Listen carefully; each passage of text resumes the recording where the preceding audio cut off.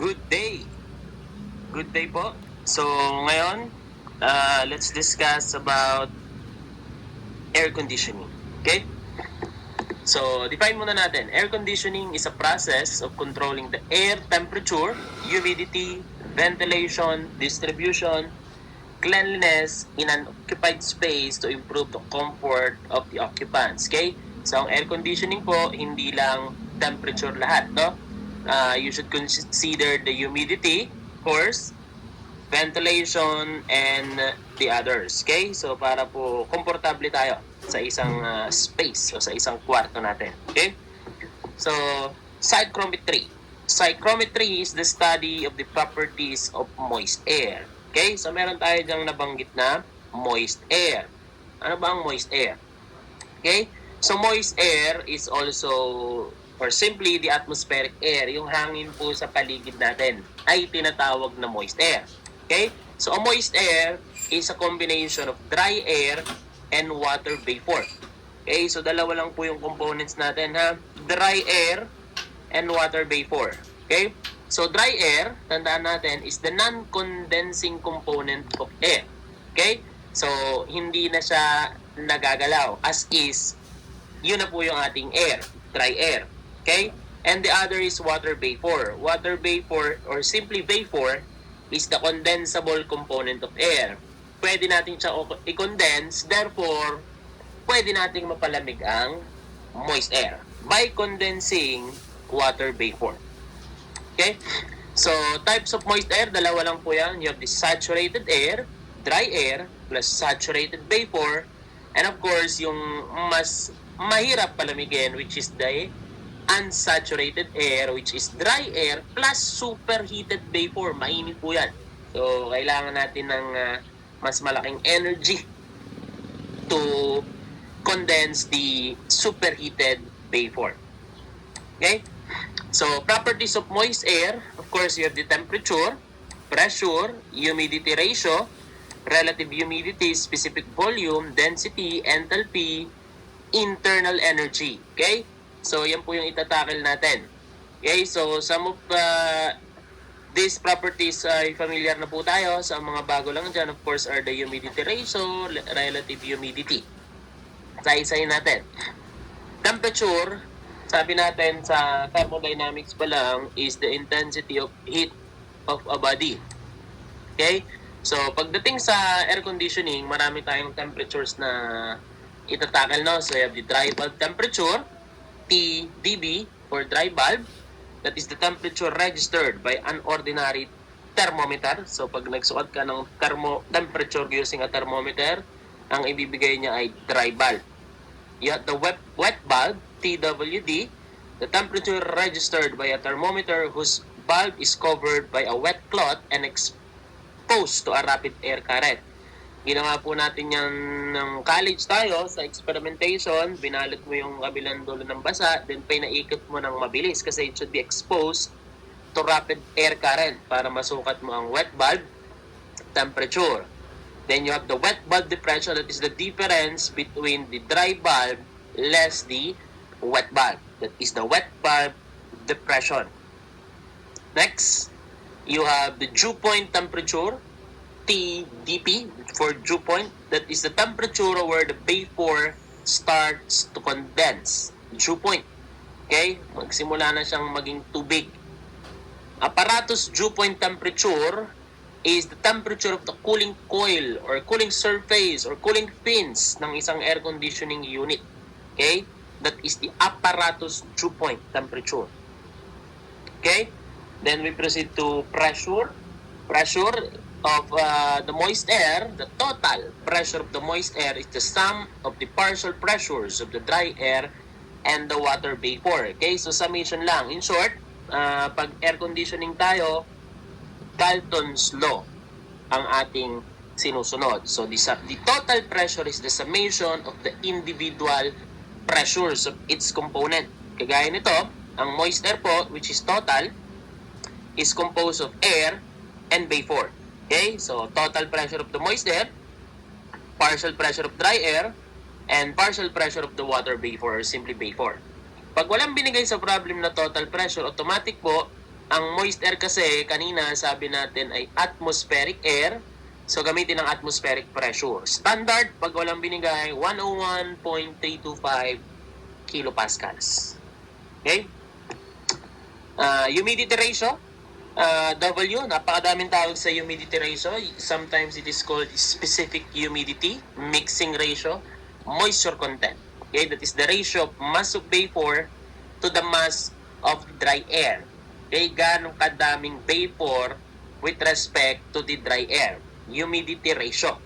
Okay, so mass of vapor over mass of dry air. So sometimes naririnig natin, pag umulan, mainit, biglang umulan, sasabihin nyo, malagkit, no? Kasi ang taas ng humidity ratio. Humid ang lugar, kumbaga, kasi nag-evaporate yung mga water natin from the rain, naging vapor siya, sumama sa dry air, so naging humid talaga ang ating surrounding. Okay? So, kilograms per kilograms, vapor over dry air. Okay? It can be pounds per pounds kung na-English units tayo. Sige? So, let's consider this illustration, okay, of a space. Okay? So, tinatawag nating space to be conditioned. Simply a room, for example. Okay? Yung room kung nasaan kayo ngayon, kung may aircon, ang tawag natin sa room na pinapalamig ay space to be conditioned. So, say for example, ito yung space natin, may moist air sa loob. Okay? So, that is combination of air and water vapor. Ang air may pressure, of course. May volume yan. Meron niyang mass. Merong gas constant ang air. May temperature at may energies such as enthalpy and internal energy. Yun lang yung consider ko. Okay? Kung anong meron ng dry air, meron din ng water vapor. Same properties. Okay? So, ganito lang kasimple. Tandaan, Daltons tayo, no? So, sabi natin, pressure of the moist air, or the total pressure, simply, is the sum of air plus vapor. Okay? Ang volume natin, tandaan natin, according to Dalton, is constant. So, the vapor of the room, or volume of the room, rather, is equal to the volume of the air equals sa volume ng water vapor. Okay? Mass is always summation. Okay? Total mass is mass of air plus the vapor. Okay? Siyempre, ang R ay individual yan. Temperature is same. Sabi ni Dalton yan. Energy is always the summation. Total energy is the energy of air plus energy of water vapor. Okay? So, yan yung mga ating relationships or equations. Okay? Next. From PV equals to MRT, and also, alam nating R, the gas constant is equal to R bar over molecular weight. Tandaan pala natin, no? Pag air conditioning, ang water vapor, ina-assume natin na ideal gas. Okay? Pag air conditioning ang topic natin. Okay? So, mass, therefore, pag pinagsama ko itong dalawa, ay PV times the molecular weight over R bar, universal gas constant, over the absolute temperature. So, papalitan natin yung formula kanina ng humidity ratio. Okay? So, papalitan ko ang mass using this equation. Palitan natin. Vapor over air. May mga kumakancel out tayo. No? Una, sabi natin, the volume is constant, equal. Universal gas constant, of course. Temperature is also the same. So, ang matitira lang natin for humidity ratio is simply PV times molecular weight ng vapor. Vapor is water, H2O, 18 ang molecular weight. Over pressure ng air, over molecular weight ng air, which is 29. So, pag sinimplify natin yan using the calculator, 18 over 29 is 0.621. Pero mga binibigay ng libro ay 0.622. PV over PA. Yan po galing yung formula natin ng humidity ratio. Okay? Let's proceed. Relative humidity naman po, RH, okay, is the ratio of the pressure of the vapor to the saturated pressure given the temperature dry bulb. Okay? Napakasimple po. PV over PSAT, PSAT at the dry bulb. Okay? So, kinukuha po natin yan sa steam tables. Okay? Binigyan ka ng temperature dry bulb, you get the corresponding PSAT sa steam tables. Okay? Sige. Specific volume, alam natin yan, volume per unit mass. Okay, so sa PV equals to MRT, ito yun, RT over P. Okay, P ng air. Tandaan natin, air ang assumption natin or analysis. Pressure ng air is total minus the vapor pressure. Okay, yan ang ating specific volume. Then you have the density. Density is the reciprocal of the specific volume. So, i-reciprocate lang natin yung formula kanina. Okay? And next is specific enthalpy. Specific per unit mass, no? Sabi natin kanina, summation yan. So, total specific enthalpy is the enthalpy of the air plus the vapor. Okay? So, ang enthalpy ng air approximately is always CPT. Okay? And ang enthalpy naman ng vapor, gagamitin natin ng humidity ratio times the enthalpy of the vapor, G. Okay? Steam table po yan. So, tingnan natin kung ba't ganyan, no? So, ang CP ng air, ang unit po niyan, in SI na lang, ha? Kilojoules per kilogram Celsius, ang temperature ay Celsius. Ang humidity ratio naman ay kilograms of vapor per air, kilograms of air, at ang enthalpy ng vapor sa steam table ay kilojoules per kilogram of vapor. Pag sinimplify mo yan, magiging unit ng enthalpy natin ay kilojoules per kilograms of air. Okay? Kaya po ganyan yung formula natin. May conversion yan. Okay? Or unit analysis, I mean. Sige? Same goes with internal energy. Ang internal energy naman po, CVT.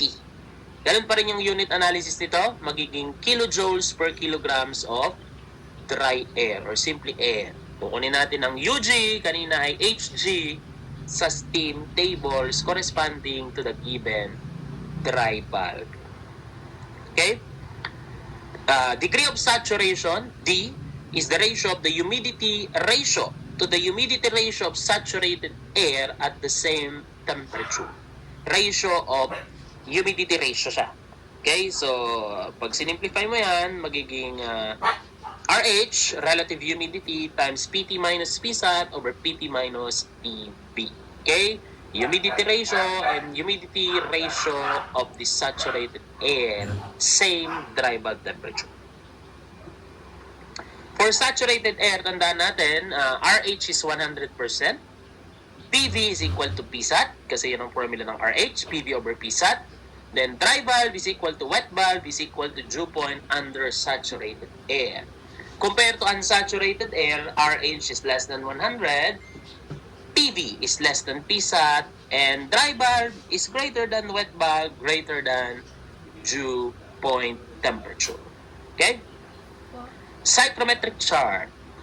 Okay, so ang psychrometric chart natin, composed of several properties to. 7 to be exact. You have the dry bulb, wet bulb, you have the dew point temperature, you have the wet bulb, you have the specific volume, relative humidity, and then you have the enthalpy. Okay? Pag may binigay sa atin na dalawang properties, makukuha natin yung 7 using psychrometric chart reading. Sa psychrometric chart reading natin, tandaan natin, ito yung mga possible processes, no? 0 to 1 is sensible heating. Okay? Tumaas ang temperature, hindi nagbago ang humidity ratio. 0 to 2, sensible cooling. 0 to 1 or 0 to 3 I mean, hindi na bago ang temperature pero tumaas ang humidity ratio kaya humidifying. Pababa, 0 to 4, dehumidifying. Okay? Combination naman, 0 to 5, tumaas ang temperature, dry valve ang usapan, no? At the same time, tumaas ang humidity kaya heating and humidifying. 0 to 6 naman ay cooling and dehumidifying. 0 to 7 is cooling and humidifying. And last is 0 to 8 is heating and dehumidifying. Yan po yung mga possible processes na mababasa natin sa psychrometric chart. Okay? So now, let's solve sample number 1. Okay, so sa sample na to, sabi lang, calculate the specific volume of air Vapor mixture in cubic meters per kilograms of dry air daw when the following conditions prevail. Okay? So, temperature. So, sa given natin, yung temperature, alam natin, pag temperature lang, automatic, that is dry bulb, 30. Humidity ratio is 0.015. And total pressure is 90. And ang tinatanong ay specific volume. Okay? So, solution, yung formula natin kanina sa specific volume is RT over P ng air kasi per kilograms of dry air ang tinatanong. Ang kulang lang natin ay pressure ng air. Okay? So, alam natin, ang humidity ratio ay 0.622 PV over PA. May humidity ratio. Kailangan ng PA pero walang PV. So, alam natin na ang PT ay PA plus PV. So, let's combine these two equations. Substitute natin. Okay? Humidity ratio, 0.015. 0.622. Ang PV natin ay PT which is 90 minus PA all over PA. So, one equation na lang to. So, i-type na lang natin. 0.015 is equivalent to 0.622. 0.622. As is, i-type lang natin, no? 0.622, lagyan ko lang ng parenthesis, times 90 minus alpha x na lang for the unknown. All over alpha x, then close natin, then shift, solve, equals lang natin, lalabas ang ating PA to be 87.88. Automatic kung anong unit ng pressure total, yun na rin ang ating PA at PV, which is kilopascal. Then substitute natin sa ating working equation, ilagay na lang natin, 0.287 is the gas constant or R ng air, SI units. Absolute dapat ng temperature, it should be the dry valve. So, 30 plus 273. Okay, divided by the pressure ng A as solved is 87.88. So, meron tayong 0.99. Okay, cubic meters per kilograms of dry air. Ganun po kasimple yung sample number 1. Okay? Sige, let's proceed. Next example, a 4x4x4 room has a relative humidity ratio of 80%. The pressure in the room is 120 kPa. And the temperature is 35 with Psat of 5.628. What is the mass of the vapor in the room? Use R ng vapor, 0.4615. Okay, so for the given, you have the volume of the room, which is 4 cube. Alam natin yan na rin ang volume ng air, yan na rin ang volume ng water vapor kasi constant yon. Okay, so under aircon. RH is 80%. You have total pressure of 120 in the room. And then dry valve 35. Okay, and Psat of 5.628 automatic kilopascal dahil naka-SI yung mga units natin. Okay? Then vapor constant 0.4615. Standard po yan. Kung kukunin natin, let's try. No? Ang R natin ay R bar, that is 8.3143 divided by molecular weight of vapor is water. So 18, dapat lumabas roughly is 0.4615. Roughly. Yan po ang standard R kasi ng vapor. Okay? Anyways, ang ating tinatanong ay, ano nga ba? Mass of vapor. Okay? So for the solution, sabi natin, vapor is assumed to be ideal gas. So pwede tayo sa PV equals to MRT. So your M is PV over RT ng vapor tayo. Okay? So ang kulang na lang natin dyan is, obviously, the pressure of the vapor. Kukunin natin yan sa RH, which is PV over Psat. Okay, so i-combine ko na lang yung dalawa. No? I-combine ko na lang. Tingnan natin anong nangyari. Pressure ng vapor galing dito ay RH, that is 80%, that is 0.8 times Psat, which is 5.628. Yan po ang ating PV. Volume ng vapor ay 4 cube kasi yan na rin ang volume ng room. 4 cube. Okay, over R.4615, then absolute dry bulb temperature 35, dagdagan lang ng 273. You have the answer 2.03 kilograms of vapor.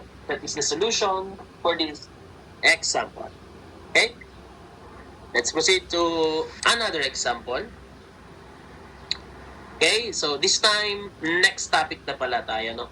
Air mixing. Okay? Air mixing. Napakasimple.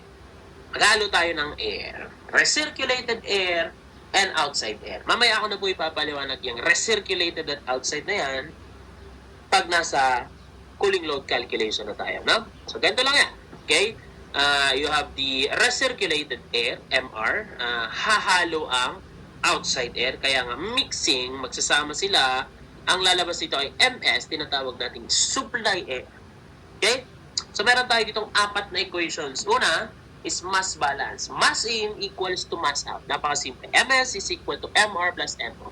Second equation, energy balance. Energy in equals to energy out. Lagyan mo lang ng mass. Energy yung pinag-uusapan natin dito is enthalpy. So, MH ng S equals to MH ng R plus MH ng O. Next is moisture balance. That is humidity ratio. Lagyan mo, palitan mo lang yung mga H ng humidity ratio. And lastly, you have the temperature balance. Palitan ko naman yung mga humidity ratio ng temperature. That's it. Napakasimple ng ating formulas for air mixing. Okay? So, try natin yung sample natin yan. Okay? Mabilis lang to. The mass of an outside air at 50 in an air conditioning unit is 60. So, para sa given natin, una, temperature of the outside air daw is 50 and its mass is 60 outside. Find the temperature after mixing if the outside air is mixed with 40 kg recirculated air. 40 kg recirculated air at 35. Yan daw yung recirculated. Anong tinatanong? Temperature after mixing. That is the supply. So, meron tayong temperature balance kanina. Ito yung formula. Okay? Mass balance natin, ito yung formula. Pagsamahin lang natin. Ganon ka simple. So, lagay ko. Una, what is MS? MR plus MO. 60 plus 40 times the unknown supply temperature equals to MR 40, TR 35 plus MO 60, TR 50. So, pindutin ko na lang dito. Kung tinatamad ka mag-simplify, no problem. Kayang-kaya ni Calcu. Shift, solve lang tayo, no? So, alpha x for the unknown. Okay? Alpha x is equivalent to 40 times 35 plus 60 times 50. Okay? Shift, solve, equals mo 44 is the temperature of the supply air or the temperature after mixing the recirculated air and the outside air. Okay? Okay. Another example. In an air conditioning system, the recirculated air is 3 times of the outside air and the mass of the supply is 20. What is the mass of the outside? Okay? Ito ang mass balance kanina. Sabi dyan, the recirculated air is 3 times of the outside. Ang tinatanong lang, ilan daw ang outside? Okay? Sabi dyan, the supply is 20 is equal to MR, which is thrice of the MO plus MO. Ganun na kasimple yun. Kaya tamad ulit tayo mag-simplify, no problem. Calcu lang yan. So, 3x. Okay. Siyempre, pero kung mas mabilis i-simplify, simplify nyo na, no? 3x plus x. Or simply 4, i-divide mo lang yung 20 by 4. Obviously, the answer should be 5. Okay? 5 kilograms per second of outside air. Okay? Sige.